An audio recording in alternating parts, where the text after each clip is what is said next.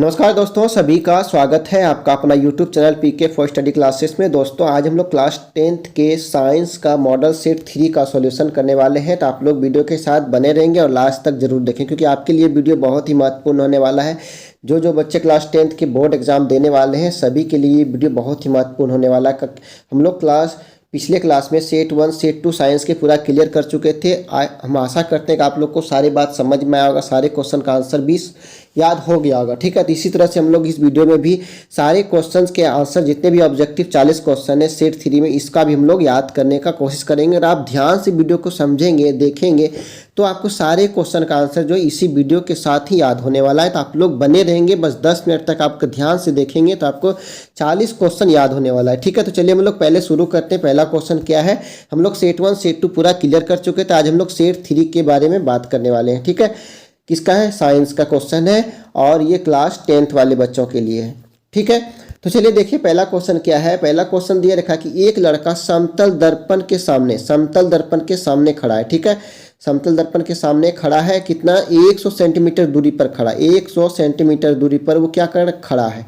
ठीक है, तो लड़के और प्रतिबिंब के बीच दूरी क्या होगा, तो लड़के और शीशे के अंदर जो ये भी तो क्या 100 सेंटीमीटर का होगा। अगर ये 100 सेंटीमीटर यहाँ से देख रहा है तो इसके इधर भी तो यहाँ से जब यहाँ जो प्रतिबिंब बनेगा ये कितना हो जाएगा, 200 सेंटीमीटर। कितना हो जाएगा, 200 सेंटीमीटर। ठीक है, तो इसका option number B right answer होगा, 200 सेंटीमीटर। ठीक है, तो क्वेश्चन नंबर 1 का राइट आंसर होगा 200 सेंटीमीटर। क्वेश्चन नंबर 2 पे आते हैं कि एक वस्तु अवतल दर्पण के सामने 10 सेंटीमीटर खड़ा है।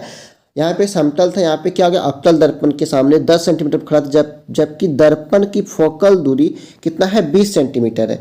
तो प्रतिबिंब बनेगा, प्रतिबिंब क्या बनेगा, ऑप्शन ए दिया है कि वास्तविक सीधा बड़ा, या फिर वास्तविक उल्टा सीधा, और ऑप्शन सी में है सीधा आभासी बड़ा, या फिर ऑप्शन डी में है आभासी सीधा छोटा। क्या होगा, क्वेश्चन नंबर 2 का आंसर होगा आभासी सीधा और बड़ा। क्या होगा, आभासी होगा, सीधा होगा और क्या होगा, बड़ा होगा। तो ऑप्शन नंबर 2 का होगा question, option number C right answer होगा क्वेश्चन नंबर 2 का। ठीक है, तो चलिए क्वेश्चन नंबर 3 पे आते हैं कि किस दर्पण की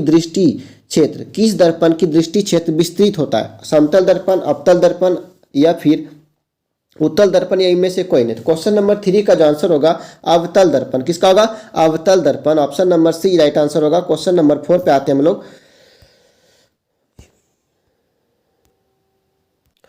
क्वेश्चन नंबर 4 पे आते हैं कि एक लेंस की क्षमता 2.5D है, तो यह लेंस होगा, देखिए 2.5D ये पॉजिटिव है ना कि नेगेटिव है, क्या है, पॉजिटिव में है। एक लेंस की क्षमता 2.5 डायोप्टर है, तो यह लेंस क्या होगा, उत्तल लेंस होगा, अवतल लेंस होगा, या समतल दर्पण होगा, या सभी होगा।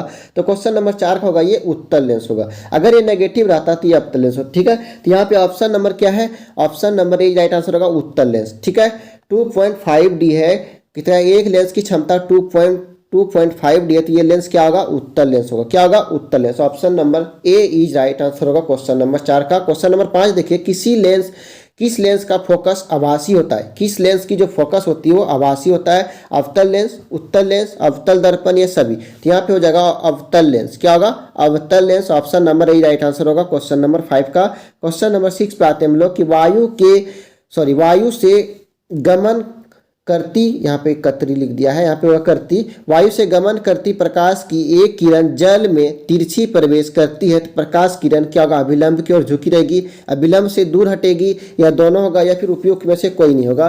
क्वेश्चन नंबर 6 का हो जाएगा option number B right answer होगा, अभिलंब से दूर हटेगी। ठीक है, तो क्वेश्चन नंबर 6 का राइट आंसर होगा option number B right answer होगा, अभिलंब से दूर हटेगी। ठीक है, चलिए आते हैं क्वेश्चन नंबर 7 पे कि नेत्र द्वारा रेटिना पर किसी वस्तु का कैसा प्रतिबिंब बनता है। नेत्र द्वारा रेटिना पर किसी वस्तु का कैसा प्रतिबिंब बनता है, वास्तविक एवं उल्टा, वास्तविक तथा सीधा, आभासी एवं उल्टा, या फिर इनमें से कोई नहीं। तो क्या होगा, क्वेश्चन नंबर 7 का आंसर हो जाएगा वास्तविक एवं उल्टा। क्या होगा, वास्तविक एवं उल्टा। नेत्र के द्वारा जो हम लोग देखते हैं ना, वो लगता है कि सही है, लेकिन वो क्या है, सही है लेकिन वो क्या, उल्टा है, वास्तविक एवं उल्टा बनता है। ठीक है, तो option number A right answer होगा। क्वेश्चन नंबर 8 पे आते हैं कि पक्षांबी पेशियों के दुर्लभ होने के कौन सा दृष्टि दोष उत्पन्न होता है, निकट दृष्टि, दूर दृष्टि, या दोनों, इनमें से कोई नहीं। तो क्वेश्चन नंबर 8 का जो आंसर होगा इनमें से कोई नहीं, option number D right answer होगा, इनमें से कोई नहीं। ठीक है, तो चलिए आगे बढ़ते, क्वेश्चन नंबर 9 पे आते हैं कि आंख की उत्तल लेंस की बदलने में कौन सी मांसपेशी सहायता करती है? आंख की उत्तल लेंस की जो वक्रता बदलने में कौन सी मांसपेशी सहायता करती है? सिलियरी, हाथ की पेशी या पैरी की पेशी, इनमें से कोई नहीं। तो क्या होगा? क्वेश्चन नंबर 9 का होगा सिलियरी। क्या होगा? सिलियरी जो है वो ये सिलियरी जो है ये आंख की उत्तल लेंस की वक्रता को बदलने में सहायता करती है। ठीक है, तो सिलियरी याद रखेंगे। चलिए आगे बढ़ते हैं। नेत्र के किस भाग में प्रतिबिंब का निर्माण होता है? नेत्र के किस, देखिए आप लोग याद रखेंगे कि हर सेट में आपको नेत्र से क्वेश्चन आ रहा है ना। जितने भी हम लोग सेट को कंप्लीट करते जा रहे हैं, हर एक सेट में आपको नेत्र से 1 से 2 क्वेश्चन आते जा रहा है। तो आप लोग नेत्र वाला जो क्वेश्चन है, ये सब इंपॉर्टेंट क्वेश्चन है, इसको ध्यान में आप लोग रखेंगे। ये सब क्वेश्चन आपको आने वाला है क्योंकि ये बार बार रिपीट होते जा रहा है कि नेत्र के किस भाग में प्रतिबिंब का निर्माण होता है। क्वेश्चन नंबर 10 देखिए कि नेत्र के किस भाग में प्रतिबिंब का निर्माण होता है? दृष्टिपटल, स्वच्छ मंडल, परितारिका या फिर पुतली। क्या होगा? क्वेश्चन नंबर 10 का जो आंसर हो जाएगा ऑप्शन नंबर ए, दृष्टिपटल। ठीक है, ये क्वेश्चन बार बार रिपीट होते जा रहा है, इसको ध्यान में रखना बहुत ही जरूरी है आपके लिए। ठीक है, क्वेश्चन नंबर 11 पे आते हैं कि विद्युत धारा किस यंत्र से मापा जाता है? विद्युत धारा जो होता है वो किस यंत्र से मापा जाता है? तो वो ये क्या हो जाएगा? ए मीटर से। Option number B right answer होगा, ए मीटर। ठीक है, 12 नंबर है प्रतिरोधकता का एसआई मात्रक क्या है? प्रतिरोधकता का एसआई मात्रक होता है ओम मीटर। तो option number A is right answer हो जाएगा, ओम मीटर। ठीक है, चलिए आगे बढ़ते हैं क्वेश्चन नंबर 13 पे। चुंबकीय क्षेत्र रेखाएं चुंबक के किस ध्रुव से प्रकट होती है? चुंबकीय क्षेत्र रेखाएं चुंबक के किस ध्रुव से प्रकट होती है? उत्तरी ध्रुव से, दक्षिणी ध्रुव से, दोनों से, इनमें से कोई नहीं। तो क्वेश्चन नंबर 13 का आंसर हो जाएगा उत्तरी ध्रुव। Option number A right answer होगा, याद रखेंगे आप लोग। उत्तरी ध्रुव से चुंबकीय क्षेत्र की जो रेखाएं चुंबक के किस ध्रुव से प्रकट होती है? उत्तरी ध्रुव से, याद रखेंगे। चलिए आगे बढ़ते हैं। क्वेश्चन नंबर 14 पे आते हैं कि निम्न में से कौन सा कथन सत्य है? C4SO4 का जलीय विलयन का रंग नीला होता है या फिर Na2 गैस का रंग भूरा होता है, या दोनों, इनमें से कोई नहीं। कौन सा कथन सत्य है? इसमें सत्य बताना है आपको। तो ऑप्शन नंबर सी हो जाएगा, दोनों ये सत्य है। ठीक है, option number C right answer होगा, दोनों। चलिए आगे बढ़ते हैं कि चिप्स के पैकेट में, ये क्वेश्चन भी बार बार रिपीट होते जा रहा है कि चिप्स के पैकेट में विकृति गंधिता से बचने के लिए कौन सी गैस डाली जाती है? तो क्या होगा? क्वेश्चन नंबर 15 का होगा। आप लोग ने सभी इसका आंसर जानते होंगे क्योंकि ये क्वेश्चन बार बार रिपीट होते जा रहा है। नाइट्रोजन होगा, option number B right answer होगा, नाइट्रोजन। ठीक है, याद रखेंगे इसको, ये क्वेश्चन बार बार रिपीट होता जा रहा है तो इसको याद रखना आपके लिए बहुत ही जरूरी है। मीथेन का दहन उदाहरण है, मीथेन का जो दहन है वो किसका उदाहरण है? ऊष्माक्षेपीय अभिक्रिया का, ऊष्माशोषीय अभिक्रिया का, या दोनों का, इनमें से कोई नहीं। तो क्वेश्चन नंबर 16 का जो आंसर होगा ऊष्माक्षेपीय अभिक्रिया, option number A right answer होगा। चलिए आगे बढ़ते हैं। क्वेश्चन नंबर 17 देखिए, दीवार पर सफेदी करने के लिए किसका उपयोग करते हैं? दीवार पे जो सफेदी करते हैं उस पर किसका उपयोग करते हैं? किसका उपयोग करते हैं? आप लोग देखेंगे ना, दीवार पे जो सफेदी करते हैं वो किसका होता है? जल्दी बताइए आप लोग, इसका आप लोग ने सभी जानते हैं, कमेंट में इसका बताइए आप लोग आंसर क्या होगा। CaOH का हॉल टू, ये option number B right answer होगा। ठीक है, प्लास्टर ऑफ पेरिस होता है ना, चूना, वो भी होता है। तो उस दीवारों को जो सफेदी करते हैं ना, आजकल जो पुट्टी होता है ना उससे भी करते हैं, और पहले जमाने में जो होता है तो चूना से भी करते थे। तो यहाँ पे क्या हो जाएगा? CaOH का हॉल टू। ठीक है, इसको याद रखेंगे। चलिए आगे बढ़ते हैं। प्राकृतिक सूचक का उदाहरण है, प्राकृतिक सूचक का जो उदाहरण है वो क्या है? हल्दी, लिटमस पत्र, वेनिला या उपयुक्त सभी। प्राकृतिक सूचक का उदाहरण क्या है?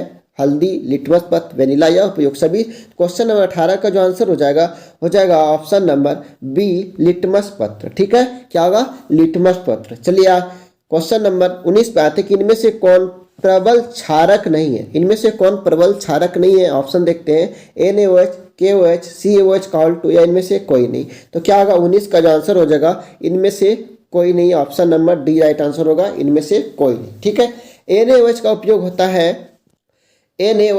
होता है किसमें उपयोग होता है? साबुन का अपमार्जक में, यानी कि option number C right answer होगा, साबुन के अपमार्जक, साबुन तथा अपमार्जक में। ठीक है, मेथेनोइक अम्ल किसमें उपस्थित रहता है? मेथेनोइक जो अम्ल होता है वो किसमें उपस्थित होता है? नेटल डंक में। ठीक है, तो याद रखें क्वेश्चन नंबर 21 का option number B right answer होगा, नेटल डंक में। क्वेश्चन नंबर 22 देखेंगे, स्वतंत्र अवस्था में पाए जाने वाले धातु। स्वतंत्र अवस्था में पाए जाने वाले धातु कौन है? गोल्ड, सिल्वर, दोनों, इनमें से कोई नहीं। तो 22 नंबर का आंसर हो जाएगा गोल्ड। ये जो धातु है वो स्वतंत्र अवस्था में पाए जाते हैं, गोल्ड। ठीक है, याद रखेंगे स्वतंत्र अवस्था में कौन से धातु पाए जाते हैं? गोल्ड। ठीक है। चलिए आगे बढ़ते हैं कि धातु जल के साथ अभिक्रिया करके कौन सी गैस उत्पन्न करती है, N2, H2, O2 या फिर Ca। धातु जल के साथ अभिक्रिया करके कौन सी गैस उत्पन्न करती है, तो 23 का जो आंसर हो जाएगा H2, ठीक है। Option number B right answer होगा H2, ठीक है।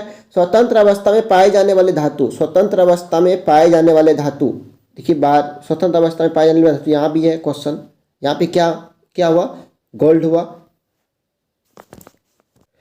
स्वतंत्र अवस्था में पाए जाने वाले धातु क्या होगा, KNaCa नहीं होगा, बी नंबर भी नहीं होगा, ZnFeMg ये भी नहीं होगा, CuAgAu ये होगा। Option number D right answer होगा CuAgAu, ठीक है।